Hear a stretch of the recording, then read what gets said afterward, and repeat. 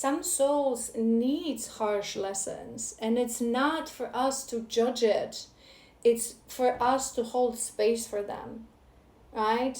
The job of a healer, again, it's not to fix this world. It's to assist in the change that is happening in this world. It's to be the beacon of light, right? What else do we have? We have the coffee cup, savoring the moment, feeling elevated. Maybe that's something that you've been trying to do. It's like you're trying to cheer yourself up, surround yourself with good people. We have soulmates with that as well. So it may be it, or if you haven't been doing that and watch the previous part, if the whole part resonated, maybe it's something you're being guided to do, to really just, it's the little things, in life that give us energy to keep going, to move on. Again, remember, what you focus on, you multiply. Where your energy goes, that's what you're multiplying. So if you find yourself, and that's your energy, this collective, a little bit in a fog of the condition of this world and people, and how much they're in denial, how much they're navigating on the shallow waters of life, do things that just help you accept and appreciate and feel gratitude for the fact that we're alive. Even if it's just having a delicious morning coffee on a rainy day. I love rainy days. It's raining and it feels so rejuvenating. It feels so refreshing. So whatever is it, that ritual, right? Those rituals in life, to really forget about all the things that are happening in the background. They're happening for a reason. People who question it, again, watch the previous part so it makes sense, but people who question it are truly questioning the wisdom, ultimate wisdom of the universe. If it exists, there's a reason for the thing to exist. And it's funny because on top of that pain, that separation, remember, we have shine. You irritate their demons. And you guys, I always say this, to be a true healer, right? Because there's a spectrum of us healers, right? And I've mentioned this in the beginning. Some of us are meant to work with many people, with all people. Some of us were meant to work more with energy of light and positivity. But some of us are, meant to become really activists or go into places that there is a lot of darkness, or to work strictly as shadow workers with people. So we're literally just like bathing in wounds and in shadows every day. And those of us who are really vocal about these things, we're not going to be liked. We're not going to be accepted. We ain't going to be popular because we irritate people's demons. And I always say this, how people react to you, there are two reactions, right? So obviously as a healer, you're going to have people who will look up to you, who will gravitate towards you, who will look at you and be like, I want to be like her when I grow up. And it's usually an indication that you're meant to be their healer because they're gravitating towards your energy. And it also means that their frequency is ready to truly heal, right? So it's going to be a really handful of people. But in all the rest, this, the condition of this world. So the brighter you shine, the more you do good, your job of a healer, you will irritate so many demons. And it's also on this journey, maybe there's a reason I'm saying this to you guys, and we have dirty offer, and I feel like there may be a test coming to this collective. A test, will you really hold your ground? Will you really... You would be surprised how many people who are meant to become healers, we have free will, right? How many people who are meant to be healers, how many people who receive the gift of awakening and activation, they go to the dark side because it's easier. What do I always say? There's always two ways for us in everything. In every choice we make in life, there's an easy choice and there's a right choice. And sometimes easy choice is more appealing. You have an important mission, so don't allow yourself to get swayed towards things that seem like they're easier and they're nicer. If you're meant to work with darkness, you have to work with darkness. It's part of your path. And I feel that's what they're preparing you, to really release, become more lighthearted, open your crown, really work on your crown chakra, connect to Father Universe. It's not for you to question this world, is to hold space for this world, is to shine. You are meant to irritate their demons.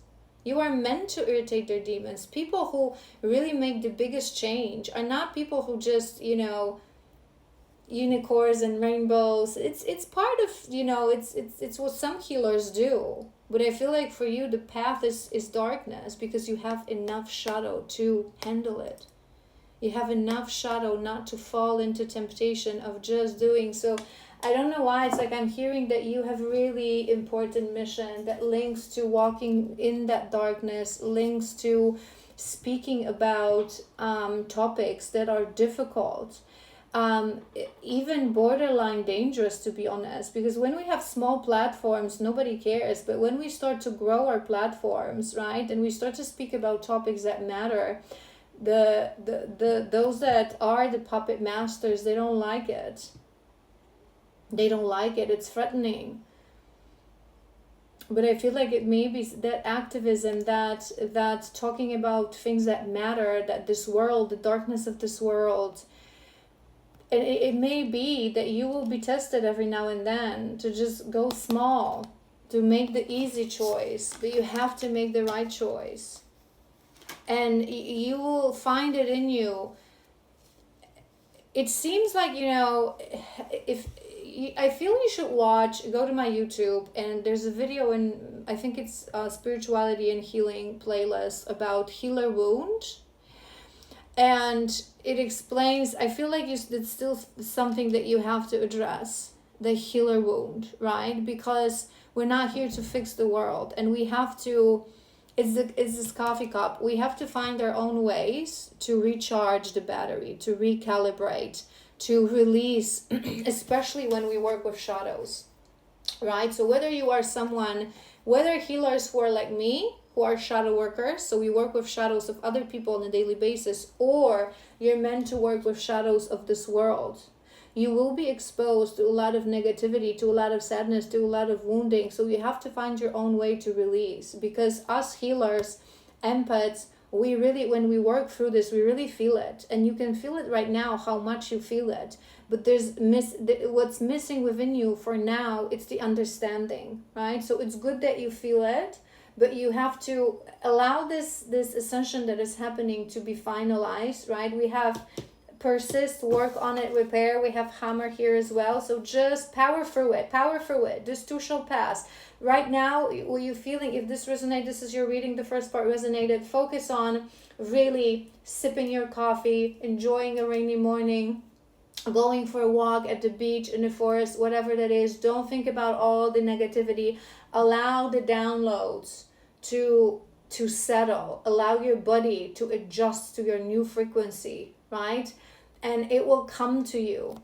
It will come to you. And then when you watch that video that I recommended, you're just gonna have to teach yourself to always have that happy place to return and to recalibrate. Because your work, what we have at the bottom of the deck, scarcity tactics and separation, that's what you're going to be working with people who are fed by fear, who strategize in a malicious way, who constantly feed the energy of separation. We're one with each other, we're one with the universe, we're all reflections of each other. It's through separation that we are so lost in this world. All right. So we know where you are. We've channeled some messages from your guides. What I want to do now is, what do you need to balance? What does your inner masculine and inner feminine needs to hear? So we're going to do my feminine deck and my masculine deck. What is that you need to know? Let's start from the masculine. 3-4 cards. All right, maybe one more.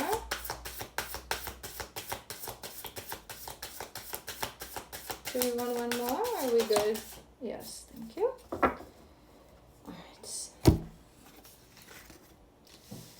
All right. All right. Your first card is Take a Step Back, number 52. And I feel like that's what you need. This is why I've been explaining to you, right? The really enjoying the little things, just trying to cheer yourself up, and it's okay. There's a lot to be done in this world, but remember what I said in previous part, the continuum, right? So you're not going to do it all. You can only do as much. And I always say this to you guys again, it's the airplane mask analogy. If you do not know how to recharge, how to recalibrate, how to cleanse your vessel, you ain't going to be a good healer, right? You ain't gonna be a good healer. I want to read this for you. I feel like you do need to really take a step back, get perspective, really, because you're a bit in a fog of the darkness of this world.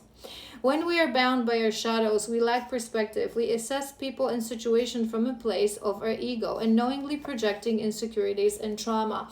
And this is true. And you really have to, if this resonates, you really have to watch that video, that healer wound video, because it will explain to you that if you are really putting so much pressure and emotions on you making this world and people a better place, it's not coming from your kind heart and from your empathy. It's coming from wounding that you haven't yet addressed, deep wounding that maybe you don't realize. Because and I say this all the time, because empaths are, it's such a misunderstood thing. People think that empaths, we feel other people and we suffer with them. So people oftentimes say that when you look at the news and there's so much, evilness in this world and cruelty, and you cry and you cannot go on because you're an empath, or your friend is telling you their story and they're in suffering and you cannot sleep because you're an empath. No, you're wounded. You're wounded. That's not what empathy is. Empathy means that you have the capacity within your body and your spirit to truly, in the moment, to feel it, to really feel it. So those of you guys that you come to me on sessions, for example, you know that if you start to cry, I really cry. I really feel into your emotion. I cry with you.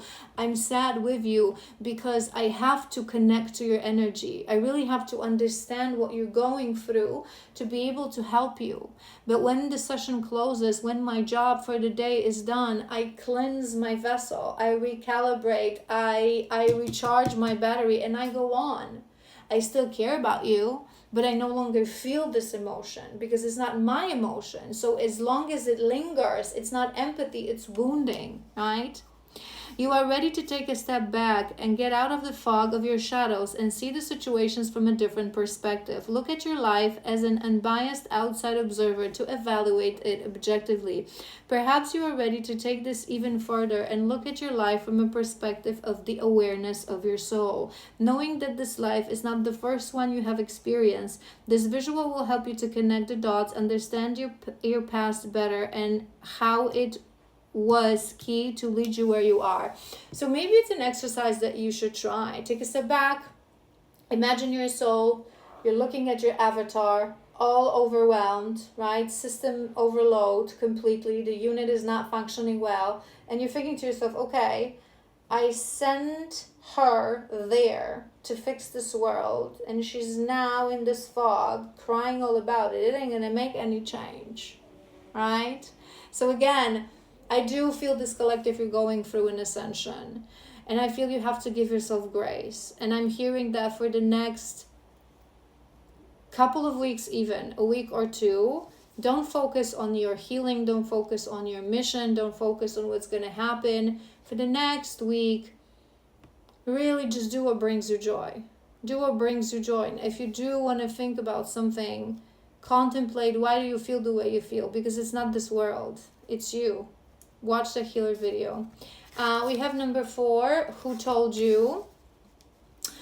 This card talks about still some limiting beliefs, right? So who told you you're not good enough? Who told you? And I feel like you are in this place, this collective. Remember, we've mentioned this in the previous part, that you don't feel like you could change this world, right? But we are this world. We are the universe. Change is within us. All we can really do is change ourselves. And it's something that people don't understand. And this is why they get to burnout and they get frustrated, because they want to make external change, right? And external change is also important, right? So if you, for example, are meant to work with, people, but I don't know why I keep going. It's maybe a detail for some of you in this collective. I'm seeing like someone traveling and traveling to, underprivileged places still in some places of Africa, Asia, where women don't have rights, when women are being, so it may be a detail for some of you. But I feel like that changing the world, that activism is sort of your path. And if you feel that you cannot make a change, it only shows that you are not really valuing the life of an individual. Because if you want to change the whole world, that's a big of a task. Think about this. It's a big of a task. And it comes really from a place of ego. Remember that Indian cave story that I told you in part one? If we really are here for the change, we don't care if we're going to live to see the outcome. If we want to see the outcome, it's because we want external validation that we've made that change. And it's coming from a place of ego. It's not coming from a place of soul. True healer understands that maybe the whole purpose of your life was to have one conversation with a woman or a man that will change their mindset so much through this conversation that it will create a ripple effect. Right? All we can truly do is to change ourselves and to speak our truth. That's always our mission. And our mission, and I say this to you guys all the time, our mission is not about where we're going to go, where we're going to work, or whose payroll we're going to be, what kind of activities we're going to do. It's about who we are. Our mission is about who we are. So when you truly find your light, your authenticity, your freedom, you're in the vibration of freedom, love, compassion, right? By merely existing and being, you are spreading this vibration. You don't have to do anything. You just being. You just are, right? And that is enough of a changing agent. So who told you that what you have within you is not enough? We have stability builder. I feel like for you, maybe I'll read this through. It is a masculine energy, but I feel like you are meant to. You have to build this stability within you. So you're lacking still a bit of a foundation when it comes to your mission, but also stability within this world and people's lives. Divine Masculine is a provider of stability and safety. This is not achieved by chasing physical goals or wealth, but through presence. You just need to be in strength of your spirit. That's it. If you're going to work with people, your job is not to see how they change. It's not to see how this world changes. It's to help them to cultivate presence, to feel that there's always hope. And sometimes there's a reason, again, I'm hearing it. Sometimes we may be working with people, women who went through very difficult lives. Maybe they are still sitting in places of, abuse and pain. And sometimes they're not going to change it till the end of their days. This is why you have to stop insisting. You still have this insistence within you. Because your role may be not to push women to change. Leave that man, leave that country, ask for asylum in a different place. There are so many options, right? Your job may just be to hold space for her, help her to cultivate presence and feel spirit, feel that there's a greater noble purpose in her suffering that may not change in this life, that may not end in this life, but it only means that there is a karmic release. It's a noble sacrifice sometimes that we may not necessarily understand. Not everything has a physical solution. There's a reason it's coming to my mind. You make people around you feel safe by fostering qualities, integrity, loyalty, commitment, and honesty. Stability is not achieved through money, but resilience and power of your character.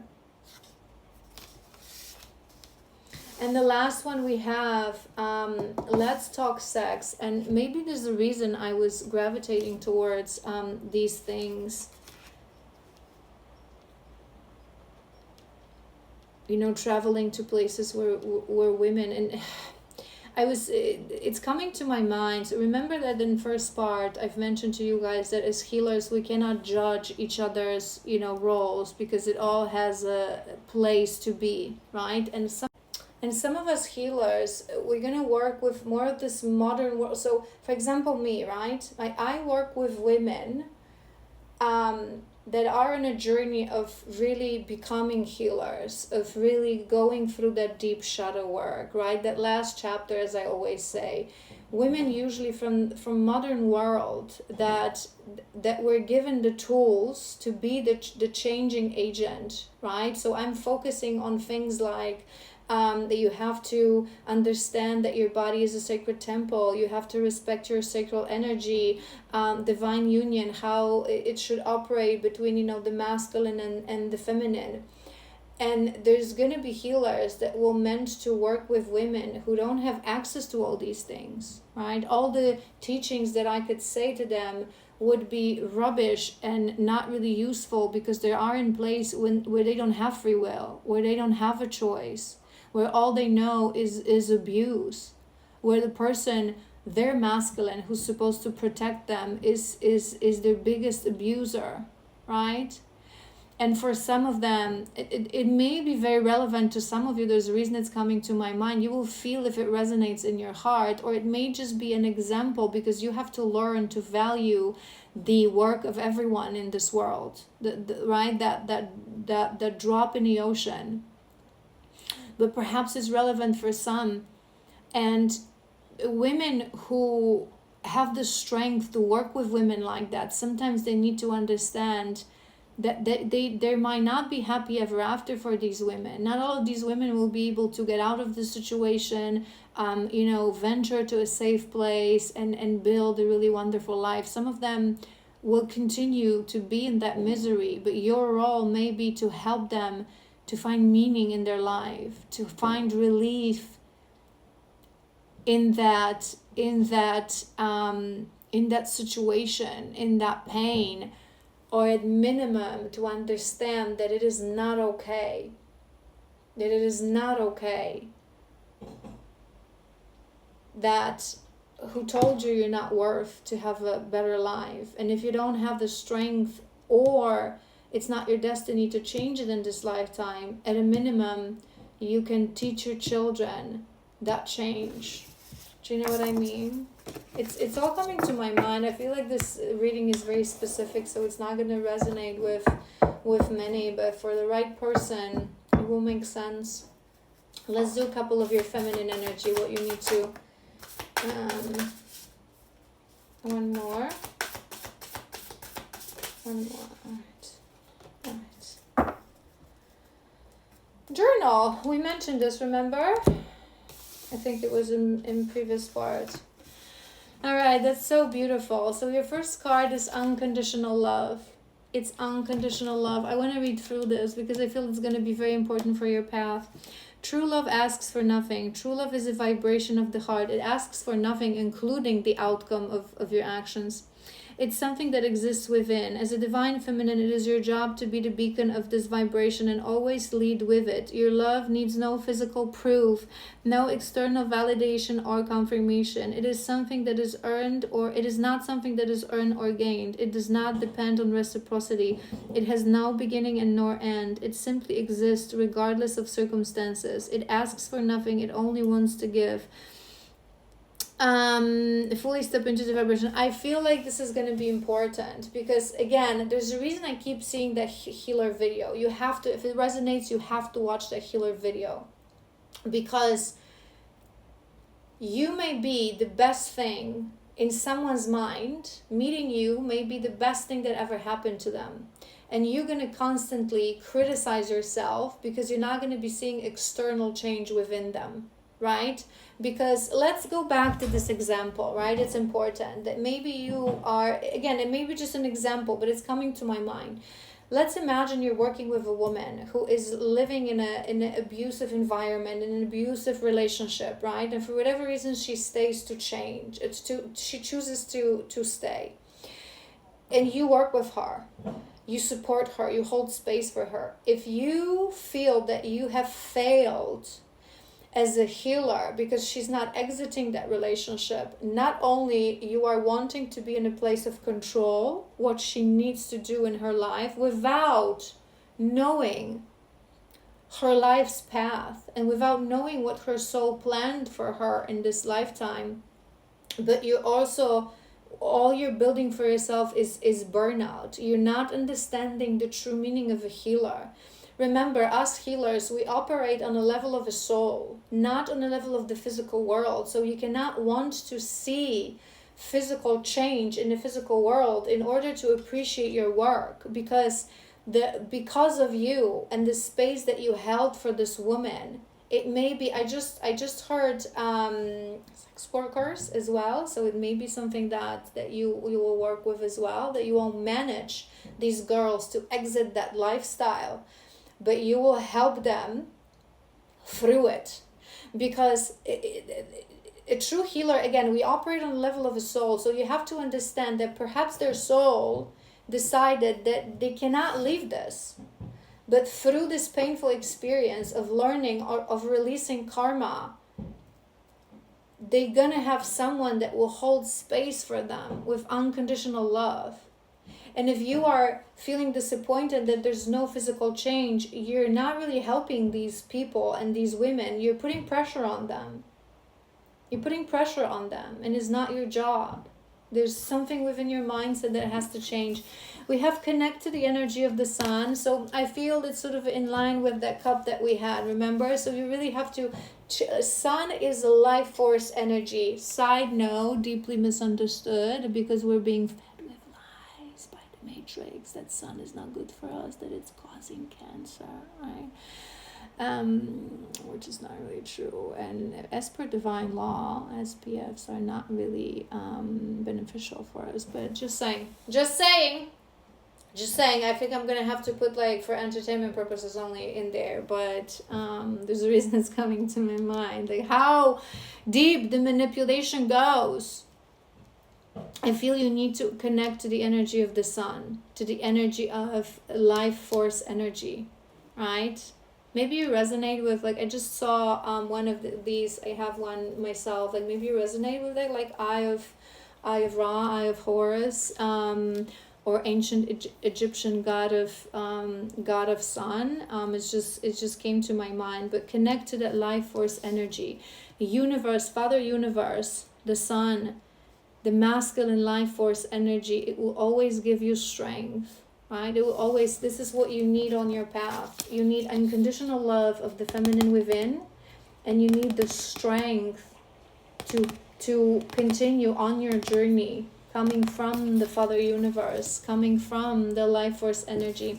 We have seek your purpose, which is beautiful, and that's the whole reading for this collective. You are now on a path of seeking your purpose. You are receiving downloads. You're going through ascensions. You're being put in front of you emotions that you have to understand and master, and it's all serving a purpose for you to understand what is truly your path in this world. So I've given you a lot of examples that if it's your collective, they may or may not resonate. You will feel into it, because remember what I said, the examples that I've given you, with different kinds of women that you may work, different kinds of people and activists, activities.